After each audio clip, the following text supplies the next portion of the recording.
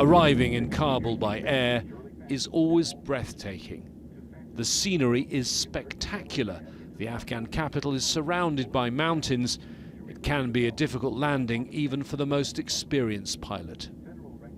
The airport is large. It's been completely renovated by the international community in the last 20 years.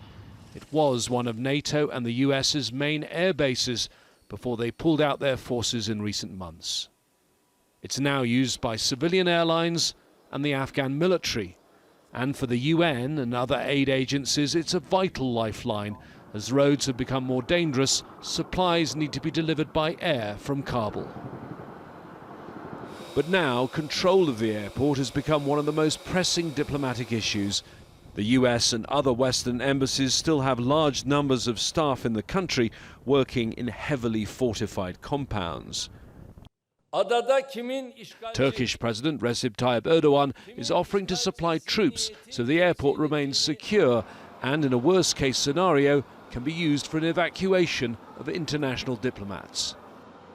It's really important because the airport is obviously the only way out of the country, and if diplomatic missions are to stay in an Afghanistan that is going to be administered at some level, maybe in a power-sharing agreement by the Taliban, then they need to be able to have a way out if either a civil war starts or if the Taliban decide to gain more power. And so the diplomatic activity of the country and also the humanitarian aid of the country is going to be decided by whether the airport stays open or not. So far, the Taliban has flatly rejected the idea of a Turkish presence, and I'm told by diplomats that if a deal isn't done soon, the US is contemplating taking control of the airport itself. That would be a breach of the deal it did with the Taliban last year and would complicate things in this country still further. James Bays, Al Jazeera, Kabul.